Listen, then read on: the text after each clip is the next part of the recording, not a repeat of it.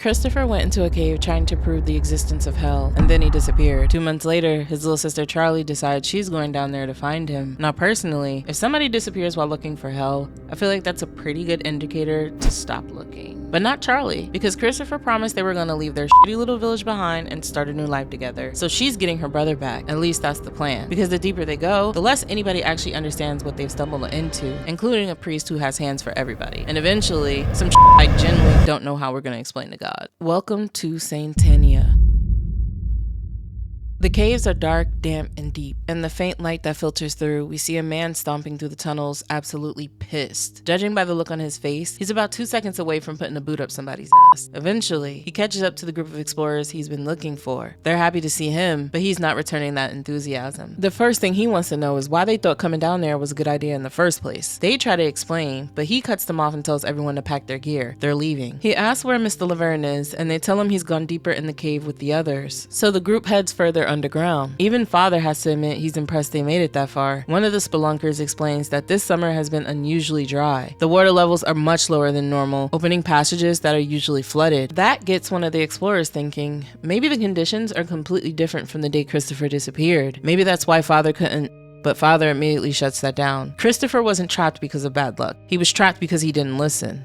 As far as Father is concerned, the only person responsible for what happened is Christopher himself. When they finally catch up with Mr. Laverne, Father wastes no time. A storm is rolling in, and if they're still underground when these caves flood, they're dead. Laverne blows his whistle, gathering everyone together before joking that at least they aren't complete idiots. But Father isn't amused. What he sees is a group of people risking their lives without a guide. Laverne argues he's been mountaineering for over 30 years.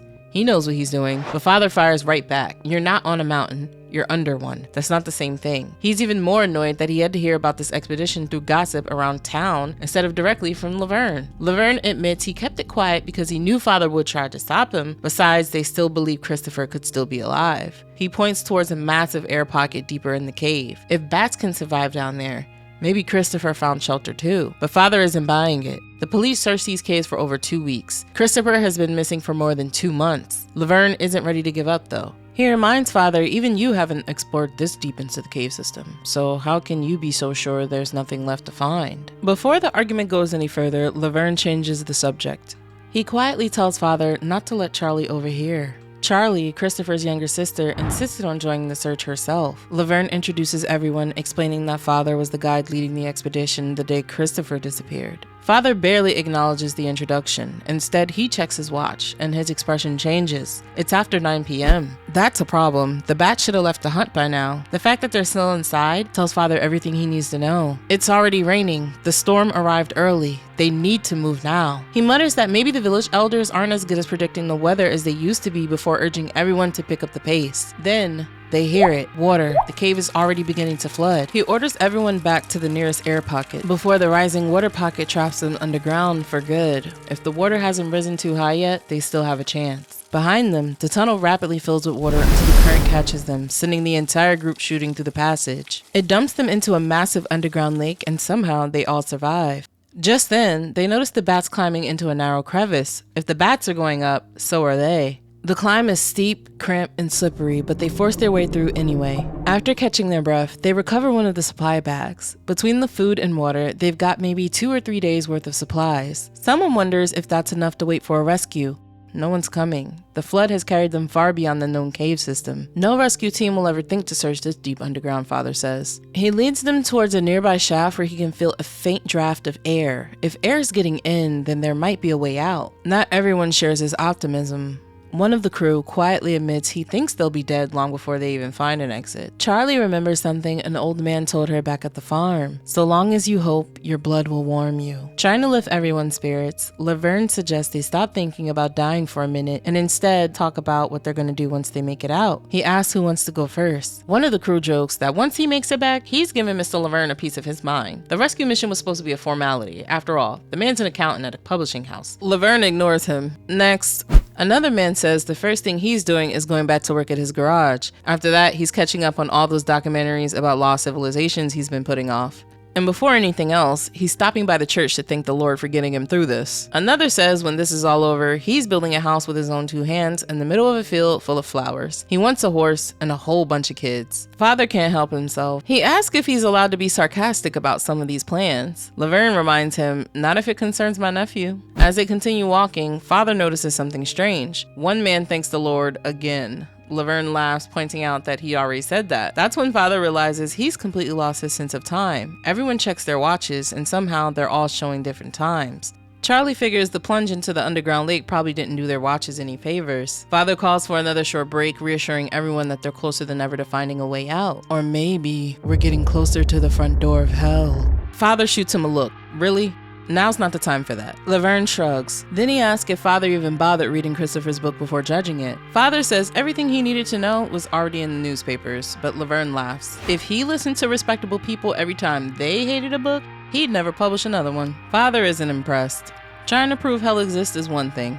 The Vatican could argue about that all day. Trying to use Darwin to prove it, now you've completely lost him. He admits that if he'd known Christopher's real intentions, he would have never have guided him into the Murloc Abyss in the first place. Sure, the locals call it Hell's Hole, but every little village has some dramatic name for a cave. Laverne smiles. He thinks Father is only disturbed because Christopher arguments got under his skin, but Father tells him to keep talking. His big ass nose is going to get disturbed with his fist. Father has been looking for a reason to beat this man ass since he walked into the cave, so while the two keep bickering, Charlie drifts off. We flash back to the last time she saw Christopher. She's upset because he promised he'd take her away from the village. Christopher says he can't leave yet, not until he proves everyone wrong. But more importantly, he wants to prove their mother wasn't lying. He promises that once he returns from the abyss, they'll leave together, start over somewhere new, and Charlie lights up. The USA? Christopher smiles, hugs her, and tells her to be strong. The second he walks away, out of nowhere, one of the village boys walks up and says the most disrespectful thing imaginable about their mother. I'm not even going to repeat it. Charlie turns around and slaps the absolute shit out of him. Then she jolts awake. The group has stumbled onto something incredible. Covering the cave walls are enormous prehistoric frescoes, estimated to be over 30,000 years old. Laverne believes these paintings may have been part of humanity's first rituals. Then he throws out an even crazier idea. What if they weren't painted by our ancestors at all? Father already knows where this conversation is going. Laverne points out that scientists still can't fully explain what happened to the Neanderthals. They were intelligent, physically stronger than modern humans, and they had culture. So where did they go? According to Christopher's theory, they never disappeared. They went underground, and maybe they fled from the glaciers. Maybe they were simply explorers. Either way, generation after generation adapted to life beneath the earth. Laverne starts connecting dots. Maybe the skulls developed bony growths from constantly hitting cave ceilings, and they began panting to survive the heat. Maybe they lost their body hair or their ears changed shapes like bats, helping them navigate in complete darkness. And eventually, you end up with something that looks an awful lot like a depiction of a demon throughout history. Father officially heard enough. He reminds Laverne that Darwin's theory of evolution takes millions of years, but Laverne immediately claps back. Oh, so have you read Darwin? Father rolls his eyes. He's a priest. He's still allowed to read. Laverne says Christopher thought of that too. According to him, the radiation coming off the cave walls accelerated evolution. But before the debate can go any further, Charlie notices something on the cave floor. She sees footprints. At first, she thinks it might belong to Christopher, but after taking a closer look, there are far too many. It's an entire trail, like a crowd walked through barefoot. And if those tracks lead anywhere, they might lead them out. The group picks up the pace, trying to follow the trail before the lights give out. While squeezing through one of the tighter passages, Charlie slices the side of her face on a rock. It's bleeding pretty badly, but thankfully it doesn't look serious. They patch her up, and then every light goes out. Pitch black. Father tells everyone not to panic. Christopher made it this far without climbing gear, so they'll do the same. As long as they stay together, they've still got a chance. Unfortunately, that plan falls apart immediately. Father realizes he's lost the trail. Laverne suggests trying to find another direction, but when they stop to count heads, Legov is gone. The group calls his name over and over. Nothing. One of the crew starts shivering uncontrollably, saying he's freezing. Father calls for everyone to stop and catch their breath before they wander even further off course. Charlie starts to imagine her mother. She appears out of nowhere, smiling as she knits Charlie a sweater, one she'll wear forever. The yarn keeps wrapping tighter and tighter around her until Charlie finally screams, "To hell with you and your stupid sweater." She bolts awake. Without hesitation, she gets everyone moving again. She has no idea where they're going, but she's not about to sit there and die. Eventually, the ground beneath them changes. Whatever they're walking through, it's soft but rotting. As their lights adjust, they realize they're surrounded by coffins. Bodies everywhere. An entire underground graveyard. Then out of nowhere, Legoff pops up, scaring the absolute hell out of everybody. His uncle is relieved to see him. Father, not so much. He wants to know where the hell he's been after spending the last hour screaming his name. Before Legoff can answer, one of the crew notices something. The coffins seem to be coming from above. They climb over them, hoping they finally found the exit. Instead, they crawl into something even stranger, an enormous underground structure, complete with electric lights. The group barely has time to process what they're seeing before nets come flying out of nowhere. They are captured almost instantly. The people binding them speak a language none of them recognize as they're marched deeper underground. Along the way, one of the men hear crickets. Father hears cowbells. Wait, y'all got cows down here too? Then he looks over and loses it. Massive cave spiders. The group is marched past an underground lake, past people hard at work. And finally, their captors bring them to the entrance of an entire city hidden beneath the earth. The group still has no idea what their captors are saying, but somehow, Father doesn't seem all that worried. In fact, after days of wandering underground, he jokes that he's starting to wonder where they're about to end up. New York, maybe? Laverne disagrees. He's leaning more towards Sicily since he's pretty sure the guards have been speaking a mix of Italian and German. The group's resident scaredy cat immediately asks, Switzerland has giant spiders? Before anyone can answer, Legoff, who's been acting a little off ever since they found him, suddenly blurts out, Don't you get it? They're Nazis. Fascists who died during the war. We're in hell. Pack him up. The march continues until Charlie suddenly collapses. As she loses consciousness, she sees her mother again, still knitting that same red sweater. When she finally wakes up, she's lying in a bed. A small boy is staring at her. Charlie tells him she's looking for her brother. The child calls her a liar and starts describing in vivid detail how they're supposedly going to boil her alive until her skin peels off.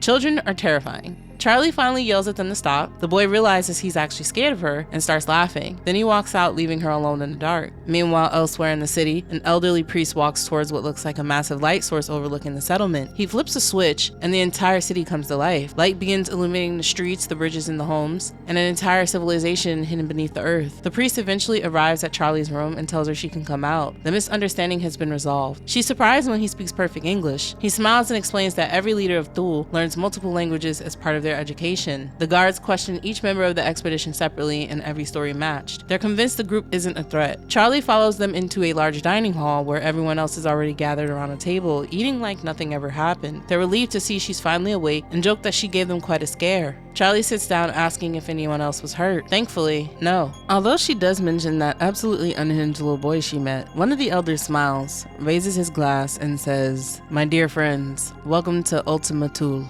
The elders apologize for, well, capturing them in giant nets. Turns out they genuinely thought the group might have been a hostile army. More than anything, they're determined to protect the existence of their underground utopia, a hidden city they call the Land of the Midnight Sun. According to the elder, it's a place built to escape the corruption of the surface world, a healthier, more just, more civilized society. Father quietly chimes in, and I'm guessing the sexes are equal too? The elder just smiles. One of the crew tells him to hush. Would you let the man finish? This is actually getting interesting. The elder continues, saying perhaps fate itself brought them together, but before he can finish, a deep rumble echoes throughout the city. The entire room falls silent. Everyone lowers their heads. The crew has no idea what's happening. One of them whispers that it sounds like it's coming from somewhere even deeper underground. The elder looks up and smiles again. My goodness, it seems the Titan themselves are asking me to keep this speech short. The other elders chuckle. He welcomes the group to enjoy Tool's hospitality and restore both their bodies and their spirits. Father looks down at the meal sitting on the table. Yeah, I don't know if I'm going to be digging in. One of the crew says, it looks like they served them a plate of baby hands. Laverne takes a closer look. Turns out it's actually a local delicacy. They're called ohms, or as the locals like to call them, baby dragons. Apparently, much larger ones live even deeper underground, the exact place where Christopher disappeared. Charlie asks if they've seen her brother. The elders nod, oh, they've seen him. The problem is, they have absolutely no idea where he is now. When Christopher first arrived, he came bursting in the mouth of the dead in the middle of a funeral, terrifying half of the city's children. Then, he refused to talk to anybody. Instead, he spent nearly a month hiding before stealing one of their thermal suits and disappearing back into the depths. Charlie asks where he went. The elder says he'll show her. Meanwhile, the group's resident scaredy cat somehow volunteers to tour one of the city's logistical facilities. Honestly, didn't have that on my bingo card. Laverne, meanwhile, is far more interested in the city itself. He asks how something this massive was even built. The elder explains it wasn't money that made Tool possible, it was determination. The city began with nothing more than a small group of friends at the beginning of the century. Over the years, they carved homes directly into the old salt quarry. Beneath the city are enormous electrical transformers powering the lights, the ventilation, and even underground wind turbines that generate electricity for the entire settlement. As they continue walking, Father notices something. The entire district is deserted, not a soul in sight. The elder notices him looking around. It wasn't always like this. About 10 years ago, a blast of scorching air erupted from what's known as the Great Rift, killing countless Tulians. The worst part, the phenomenon is completely unpredictable. Since nobody knows when it'll happen again, they were forced to abandon this entire section of the city. Nowadays, nobody comes down here without protective gear. Father puts two and two together. So, Christopher stole one of those thermal suits. The elder nods. At the time, they couldn't understand why. Because as far as he knew, there was nothing down there except death. Death and non-humans. Charlie perks up. Non-humans? The elder's expression darkens. He describes them as primitive, terrifying creatures. Cannibals. Far worse than wild animals. Laverne, meanwhile, looks like a kid on Christmas morning. The Satanians! The elder nods. Those are exactly the creatures Christopher came searching for. Before anyone can ask another question, boom! A massive explosion rocks the city. Everyone's thrown off balance. The elders slowly turn towards the group. His face is filled with betrayal. He accuses them of leading an attack on the city. Laverne tries to explain they have no idea what's happening, but it's already too late. The elders start screaming for their deaths, calling them vermin. Father doesn't waste time arguing. He decks the old man. Negotiations ended real quick. The crew panics. If the rest of the city thinks they've caused this, they're dead. Laverne insists they have to find the elder and convince them they're innocent. Legoff comes sprinting around the corner, looking happier than anybody should after blowing up a city. He's absolutely thrilled with himself. He proudly announces he blew up the electrical plant. Laverne just stares. You did what? Legoff starts laughing even harder. He smashed the control panels, blew the transformers, the whole thing. Laverne demands to know why. Legoff's grin somehow gets even wider. To destroy hell. Charlie takes charge. If they stay in the city, the Thulians are gonna kill them. Christopher went deeper underground, so that's exactly where they're headed. Before leaving, everyone suits up in the same thermal gear Christopher stole. Unfortunately, they have no choice but to leave the accountant behind. As they descend deeper into the abandoned district, one of the crew slips. Father catches him before he falls. Less falling, more walking. The farther they go, the stranger the place becomes. Charlie reaches the edge of the abandoned district, looks down, and freezes. The victims from 10 years ago are still there, exactly where they died. Almost like time stopped the second the blast hit. One of the crew tells her not to look. Christopher would have come this way. They have to keep moving. Eventually, the stairs simply end. They're trapped, or at least it looks that way. Laverne refuses to believe it. Christopher made it through, so there has to be another route. Since their radios won't reach much further, he splits the group. He and a few others will search ahead and come back once they find a way through. While everyone waits, Michael quietly pulls Charlie aside. He says that he's been thinking. Maybe it's better if they end things. Charlie just stares at him. End what? Michael sighs. Exactly. She always acts like she's better than everyone else. He's done. Charlie is like so confused. Like, boy, you want to have this conversation now? Meanwhile, Legoff is bugging. He strips off his thermal suit and starts dancing around this hot ass cavern like he's on vacation. He keeps insisting the air feels amazing, trying to convince everybody to take their suits off too. Michael tells him to put his suit back on, but he does not listen. Legoff just laughs. Then without warning, he slices open Michael's suit. Everybody freezes. He slashes it again, screaming he's already destroyed hell. Don't they know what that means? Before anyone can react, he kicks Michael straight off the edge. Legoff slowly turns towards Charlie, knife still in hand. He starts slicing into her suit, smiling the entire time. He alludes to being able to do really bad things. His freaky uncle, nephew, grandpa, I swear. But Charlie doesn't hesitate. She kicks him square in the chest and bolts. Thank God. Legoff somehow gets even more excited. This freaky frog, laughing while he chases her through the abandoned buildings. Charlie ducks behind a rock, waits, then clocks him in the head. Legoff drops. She doesn't stick around. Half her thermal suit has already been sliced open, so she races back to find Father and Laverne. When she finally does, Laverne apologizes. He admits he never should have brought his nephew. He knew the man wasn't exactly stable, but he just never imagined things would get this bad. Right now, keeping Charlie alive comes first. Since they're about the same size, Laverne unzips his thermal suit and tells Charlie to climb inside. It's cramped and awkward, but it'll keep her alive. While the two squeeze into one suit, Father explains they found a possible way across. A collapsed tunnel on the other side of the column. If they can rappel down, then swing across, they might actually make it. Then the radio crackles. He cheerfully announces he's coming to find them. I'm coming to find you. Especially Charlie. They're picking up his signal he's close. Father doesn't wait. He chucks a sofa, launches it through the window, and the escape begins. Charlie and Laverne lower themselves down the side of the building. Laverne is handling this about as well as you expect. The curtains holding the rope doesn't exactly scream safe. The wind keeps getting stronger, and every sentence out of his mouth is making Charlie more nervous. She finally cuts him off. Less talking, more climbing. Father stays behind. Somebody gotta deal with Laverne's freaky nephew. Sure enough, Lagoff walks right through the doorway, knife in hand. That's right. Come closer if you dare, buddy. Yeah, ha, ha. Then, static. The radio dies. At the exact same moment, the rope snaps.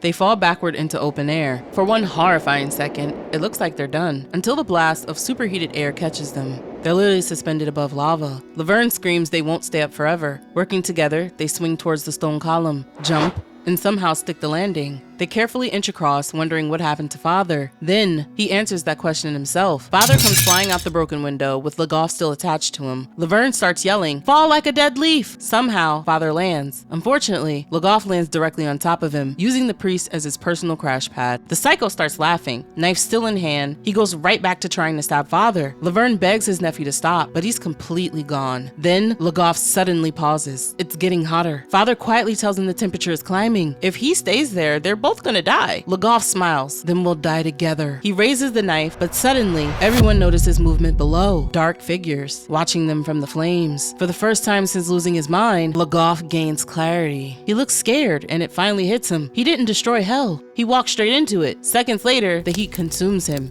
He catches fire and crumbles into ash right on top of Father. Laverne, Charlie, and Father make it inside just as Father tells them to stop. During the fight, his suit regulator was damaged. Pretty soon, the suit isn't going to protect him from the heat anymore. He tells them to leave him behind. They'll find a way out without him. Charlie says no. They insist they'll squeeze him into their suit, but Father just looks at him. That's very kind and completely idiotic. Have y'all seen how big I am? Charlie doesn't care. She's already lost too much, and she's not leaving him behind too. So the two of them practically drag the priest along, hoping the situation isn't as hopeless as he thinks. As they continue, Charlie quietly asks Father how he's holding up after, well, everything. The monsters, the attack, all of it. Laverne asks the question everyone's thinking. Did seeing the Satanians shake his faith? Father admits, yeah, it did. He says he never believed hell was a literal place, at least not like this. To him, hell was always symbolic, because what kind of loving God creates a place of eternal torment? But after seeing those creatures and those glowing eyes, he's struggling to make any sense of it. Laverne quickly pushes back. He tells Father to stop thinking like a priest for a second.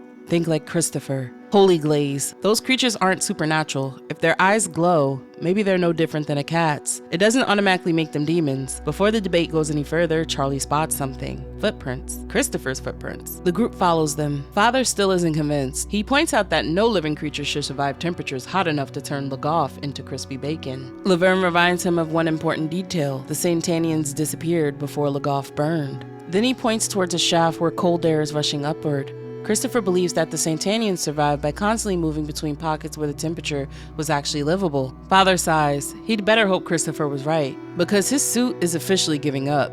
A second later, the pressure releases. Then they realize they're not cooked. Father actually laughs, admitting Christopher was right after all. He removes the damaged suit, though it's still hot enough to make anybody sweat. Laverne lets Charlie keep the remaining suit. For Christopher, hip hip. Laverne cuts her off. Now is not the time. If they lose the Satanians now, they're dead. The creatures are the only ones who know how to survive this place. The group climbs over another ridge when Charlie suddenly spots movement. The Satanians just ahead. She tells everyone to hurry. The creatures notice they're being followed and disappear deeper into the tunnels. As they chase after them, Father squints. Their bodies, they almost look like they're smoking. Laverne doesn't stop to investigate. He tells everyone to keep moving. Moments later, the temperature changes almost instantly. 1 second it's scorching hot. The next, it's freezing. Father looks around in disbelief. Hell's weather can't make up his damn mind. They press on until a strange sound echoes through the underground. Laverne looks around. The group stops dead in their tracks. Charlie slowly points upward. Father follows her gaze and understands why. Above them is what looks like a tornado made of entirely molten rock. The hot and cold air currents are colliding so violently they're launching lava and boulders through the cavern at unbelievable speeds. Then it starts moving towards them. The group scrambles through the nearby passage looking for somewhere, anywhere to hide. Father doesn't hesitate. Everybody on the ground. Charlie barely gets out. Look out! Before a wave of rock and lava tears right over their heads. They hit the ground just in time. When everything finally settles, Father slowly peeks up. Yeah, let's not hang around here. The group presses on until they're surrounded by enormous crystal formations. Laverne scans the area looking for the Satanians. Nothing. He worries they lost their trail. Charlie hears something farther ahead and points towards it. But as she points, one slices clean through her thermal suit.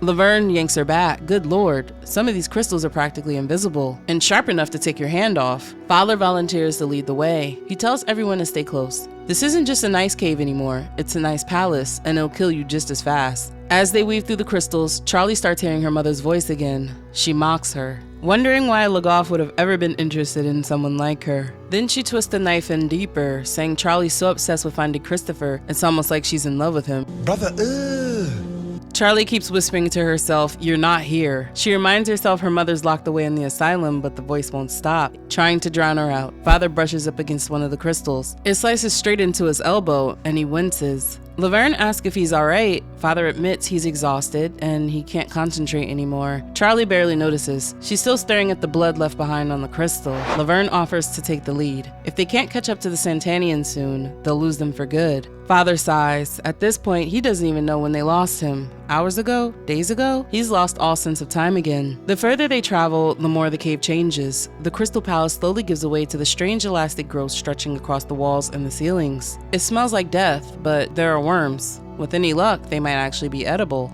Father shares an old missionary trick. First, rub it on your skin. If nothing happens, touch a little to your tongue. Still good? Chew it. Still alive? Swallow it. Then spend the next 5 hours praying your stomach agrees with your decision. Laverne looks completely unimpressed. He's not trying to eat these maggots. Father suggests saying a prayer for everyone they lost, especially Lagos, but Laverne barely reacts. According to him, every great scientific discovery has demanded sacrifice. Father honestly can't believe how detached he sounds, but Laverne brushes it off. He insists Father still doesn't understand what Christopher discovered. Christopher believed the Satanians weren't savage monsters. He believed they were an advanced civilization, crystal cities, magnetic transportation, technology far beyond anything on the surface. If they're lucky, they won't just survive down here, they'll learn from them. Charlie finally cuts in. She tells Laverne not to believe everything Christopher wrote. Then she tells him the truth about her mother.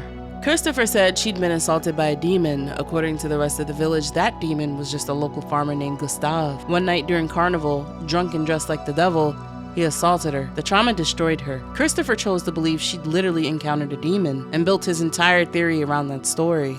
Laverne reminds Charlie they've both seen the Satanians. Charlie nods. Christopher was right, just not necessarily for the reasons he thought. She compares it to Columbus setting sail for India and accidentally discovering America. He found something incredible. That doesn't mean every conclusion he reached afterward were true. She came down here to save her brother, not prove his theories. Before anyone can say another word, Charlie freezes.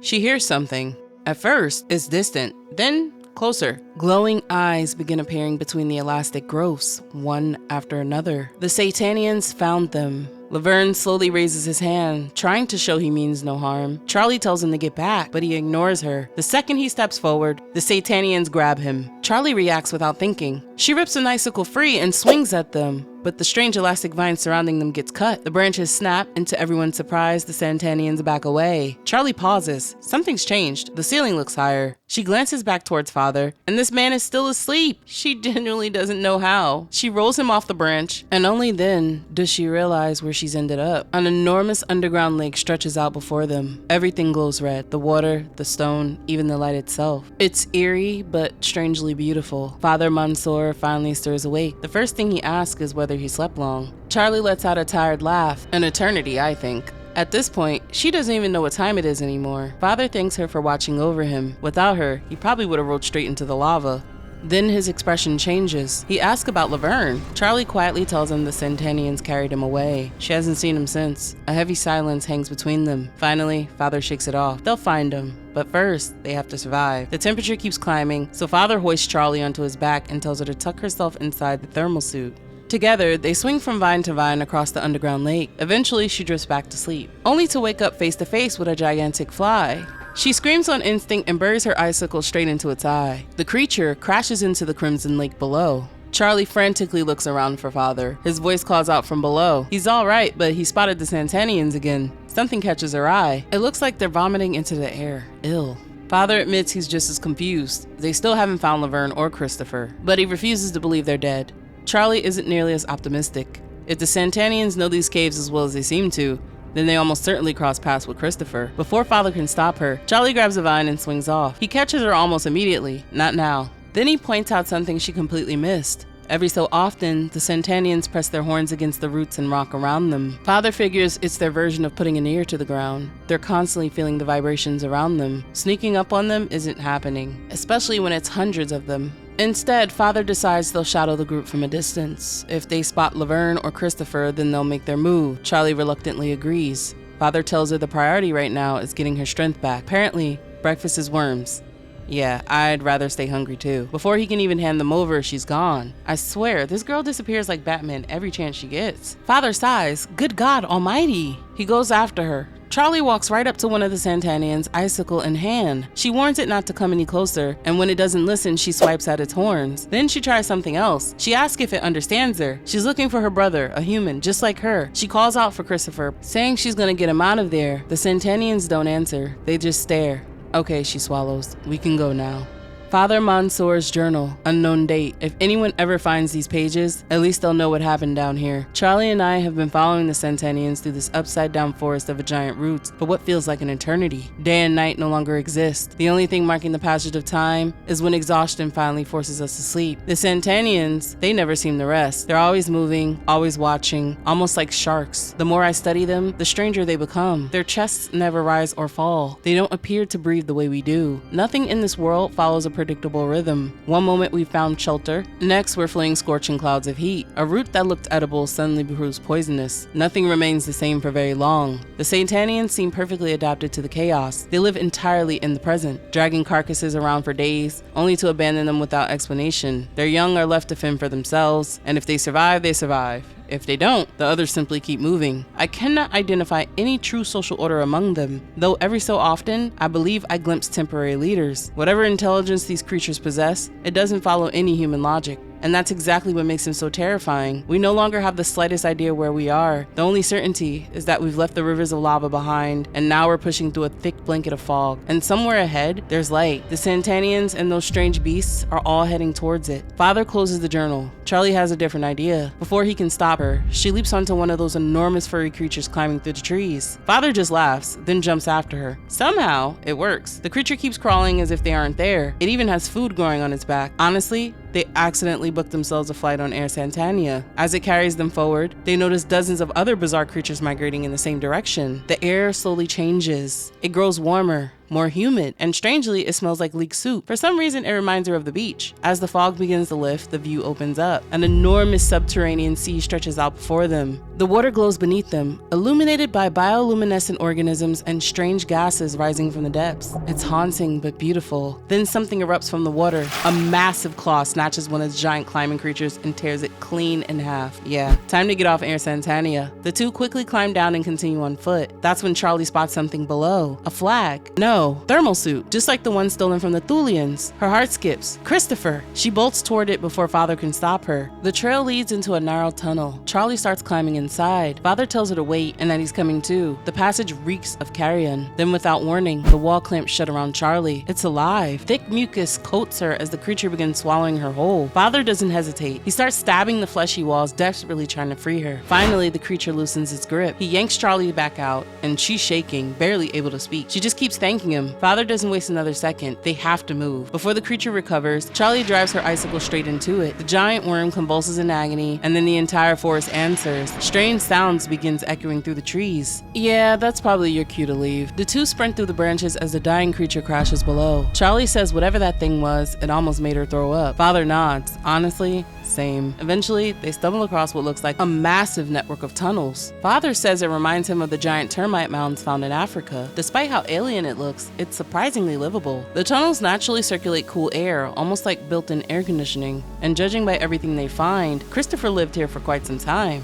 They still haven't found him, and Father quietly apologizes. Charlie refused to give up hope. To her, this is actually good news. If Christopher survived long enough to build a base camp, then maybe he'll come back. He hopes she's alright. For the first time in what feels like months, they finally have something resembling a home. Food, water, shelter. life becomes almost manageable. So they fortify Christopher's camp, turning it into the closest thing they've had to a safe haven since entering the underworld. As the days or maybe weeks pass, Charlie starts venturing further from camp. She explores the surrounding tunnels, always careful not to be seen, and honestly, the kid's got guts. She's clever too. Before long, she begins figuring out how the Satanians navigate. Those animal carcasses scattered throughout the tunnels, they aren't random. They're scent markers, basically underground road signs. Father grows more optimistic. The more he studies the Satanians, the more convinced he becomes they can be taught. He even starts naming them: Beelzebub, Ashtaroth, Lucifer. Then he starts feeding them, talking to them, trying to teach ideas like compassion, morality, good versus evil.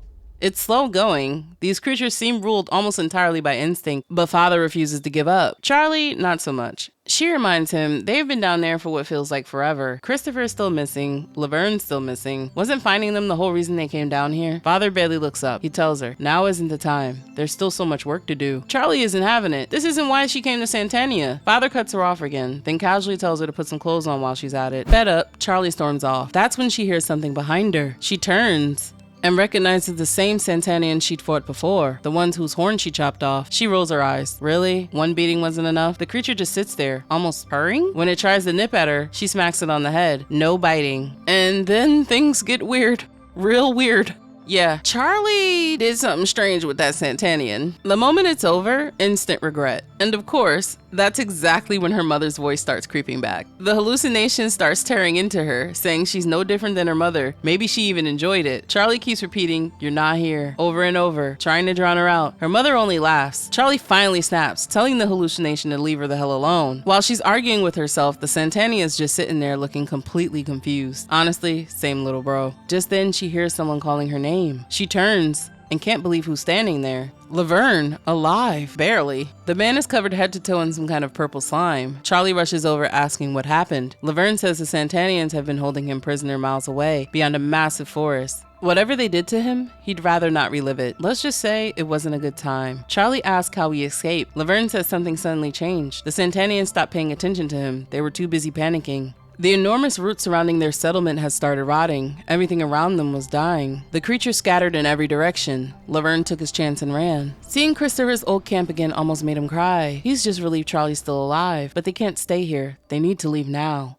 Charlie agrees. If Christopher hadn't come back by now, he probably isn't coming back. It's time to resume the search. But Father refuses. Father tells everybody to calm down. They'll discuss it after Laverne gets some rest, but Charlie isn't letting it go. She reminds him this isn't why they came to Satania. Father ignores her and walks away. Charlie follows, demanding an answer. Instead, Father shuts the door and locks it. He quietly apologizes from the other side, saying he's doing it for her own good. Charlie can't believe it. They're prisoners now? After everything Laverne just went through with the Satanians? Father insists they're scared, and fear is making them irrational. The camp may not be perfect, but it's still the safest place they found. Charlie fires back. Didn't he hear what Laverne said? Everything is dying. Father brushes it aside. Maybe it's just Satania's version of winter, a passing season. This glass is half full. Charlie finally loses it. Maybe his stupid glass isn't half full. Maybe it's just full of shit. Father doesn't even turn around. Discussion over. As far as he's concerned, he's in charge now. They're a family, and families stay together. The second he says it, family. Charlie's mother's voice comes creeping back into her head. Later, Charlie and Laverne sit together behind the locked door. She quietly asks what happened while he was imprisoned. Laverne doesn't hold back. He despises the Satanians, not because they're stupid, quite the opposite. They're terrifyingly intelligent. He watched them eat their own kind, then carve the bones into tools. But after spending so much time around them, he thinks he finally understands why creatures this intelligent never built a civilization. Nothing in Satania is predictable. Not the weather, not the terrain, or even gravity. Everything changes too quickly for long-term planning. Why build something when the next catastrophe could erase it overnight? Why worry about next year when tomorrow isn't guaranteed? So the Satanians live entirely in the present. Not because they're stupid, but because Satania never gave them another choice. Then, boom. Charlie looks towards the entrance. Laverne listens. Another boom. Then quietly says, the Satanians are running. That's all they ever do. When something worse is coming, boom, the entire fortress shakes. Charlie has no idea what's happening. Laverne does, and judging by his fate, it ain't good. The floor suddenly gives way beneath them. Laverne recognizes it immediately. The subterranean tempest. Charlie pounds against the door, screaming for Father to let them out. The second he opens it, run! Their first stop is the supply room, or at least that's the plan. By the time they get there, the Satanians are already tearing through everything they have. Father can't believe it. What the hell have you done? One of the creatures answers by slashing him straight across the face, nearly taking his eye with it. Charlie and Laverne rush to help, but the Satanians overwhelm them. One lunges for Charlie, then suddenly it vomits blood. Father's blade is sticking straight through it. Move! The fortress starts coming apart around them as the waves from the underground sea slam into the structure. The Satanians have gone completely feral. Father doesn't understand why, and then he looks up. Every branch above them is crawling with hundreds more. A massive wave crashes into the tree.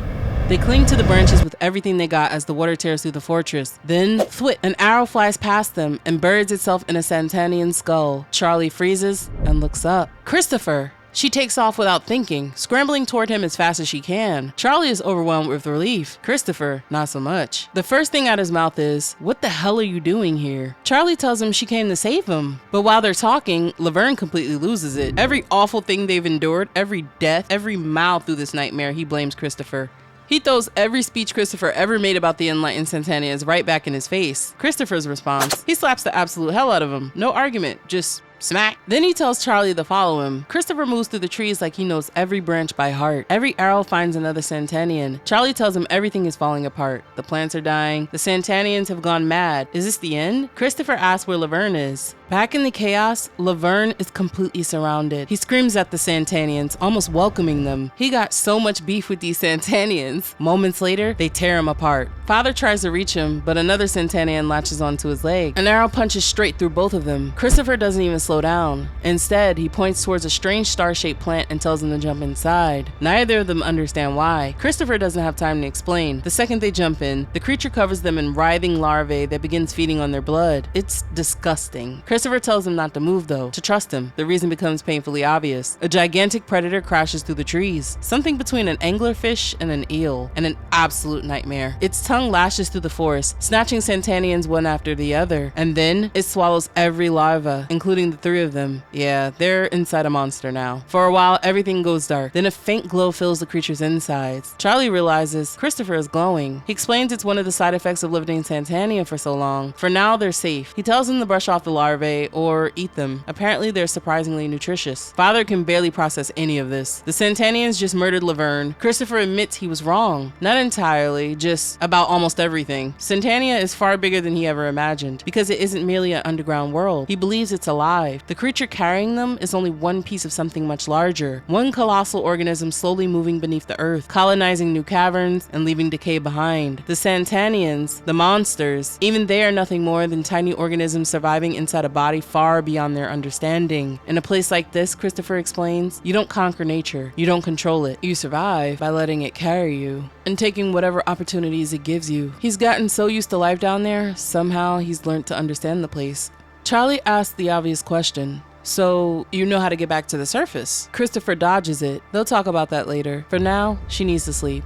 The creature carries them deeper into the abyss until it finally stops. They climb out and realize why. Their ride has become someone else's dinner. Everything is eating something. Christopher suddenly reaches for his bow. A Satanian followed them the entire way. He lines up the shot, but Charlie stops him. She recognizes it. It's the one with the broken horn, the same one that's been following her. She insists it isn't dangerous, but Christopher disagrees. They're all dangerous. Still, even he has to admit the creature cost half a Satania just to stay with them. Charlie asks what they're supposed to do now, but Christopher avoids the question too. Instead, he asks her to help him finish his documentary. Just one final reel, then they can go home. The problem is, Father isn't in any condition to keep moving. Christopher wants to leave him behind to rest while they continue the expedition. Charlie hates the idea, but eventually she agrees. Before leaving, she kneels beside Father. He quietly apologizes. Not just for locking her up, but for everything. He admits he let his dream consume him. Maybe he wanted to become some legendary missionary. Maybe he convinced himself he could save an entire civilization, when in reality, the boldest thing he'd ever done before this was preach a sermon asking whether dinosaurs had souls. Charlie can't help but smile. She tells him they can talk more when she gets back. For now, he needs to rest. Christopher is already halfway gone by the time she catches up. He keeps pushing her to move faster, even while she struggles to choke down the strange larvae keeping them alive. She worries about Father, but Christopher tells her to stop thinking about him. Then she notices something. Christopher isn't even filming anymore. His camera feels too light. She opens it. The film reel is gone. She calls after him, but Christopher keeps walking deeper into the darkness. That's when he finally admits something. Laverne was right. He'd been wrong about the Satanians, not because they were less remarkable than he imagined, but because they were even more extraordinary. To Christopher, they represent humanity's future, a people with no possessions, no borders or responsibilities, always adapting and moving, never tied down by the past. The further he walks, the stranger he becomes. The air grows impossibly thick, almost liquid. Every step sends painful jolts through Charlie's body. She begs him to stop, but instead he keeps pulling her deeper. The deeper they go, the more she realizes this isn't the brother she came to save. She finally stops. She tells him he's always put himself first, that risking her life to find him was a mistake. She rips her hands free. She's done following him. He simply smiles. If she only understood how beautiful this place really was, she'd never want to leave either. As he speaks, his body begins changing, almost melting into the darkness itself. His words become less human, more like a fever dream. Paradise, hell, ecstasy, horror. To him, they're all becoming the same thing. Charlie turns and runs. Christopher lunges after her, wrapping himself around her as she desperately fights him off. Then, something crashes into him, the one-horned Satanian. It tears Christopher away before dragging both of them into the darkness below. Charlie stumbles backwards, completely alone, until she notices something, a single red thread. She follows it as the darkness closes in around her. Sometime later, we find ourselves back in the caves. Only, Charlie's different. Her hair is much longer, she's older, and she isn't alone. Two young Satanians walk beside her as they make their way through the tunnels. Charlie tells them they're close. She recognizes the place. She's almost certain she passed through here years ago on her way down. One of the kids groan. "Can we take a break, Mom?" "Wait, Mom?" Charlie smiles. They're almost to the surface. She's sure of it. The three stop to catch their breath. The children still don't understand why she's so determined to keep searching. They've wandered these caves for what feels like forever and still haven't found a way out. Charlie's only answer is curiosity. She wants them to know where she came from, where she and Uncle Mansour lived before they came to Satania. The kids couldn't care less. As far as they're concerned, Uncle Mansour never wanted to go back anyway. Even with his missing leg, he seemed perfectly happy underground. The daughter shrugs. Honestly, she doesn't see what's so special about whatever's waiting above anyway. But Charlie smiles. Maybe they'll feel differently once they finally find a way out. She doesn't want to choose for them. She just wants them to have the choice. After a short rest, she tells them it's time to keep moving. The kids immediately start complaining, calling their mom boring, even a little crazy. "I can hear you, you know." Wow. Charlie went down there because Christopher once promised he'd take her away. And then the fucked up part is, he did. Just not in the way she imagined. She thought he'd come back, take her to America, and they'd start a new life together. Instead, his obsession dragged her all the way into Satania, where she finally found the brother she sacrificed everything to save, only to realize he wasn't really the same person anymore. And honestly, my biggest problem with the ending is, I wanted more. Because we jumped from Charlie losing Christopher to this woman having an entire life in Satania. How did she survive? When did she realize she wasn't going home? What happens with Father? How the hell did we get from that Satanian encounter to two kids? That's the story I want to see, and it makes the parallel with her mother even sadder. Charlie spends this entire story haunted by her mother and terrified of becoming her, only to end up living this strange reflection of her mother's story herself. Except now, she's the mother, and her children don't even want the world she spent so long trying to get back to. But Charlie still searches for the surface, not because she's forcing them to leave, but because she wants them to have the choice she never got. And I think that's what makes this ending so damn bittersweet. I can't lie, this book is weird as hell, gorgeous to look at, and I genuinely never knew where it was taking me. So Satania gets a final grade of... But I gotta know, do y'all think Charlie actually found a new life down there? Or did she give up way too much for a brother who didn't want to be saved? Either way, I'll see y'all in the next one.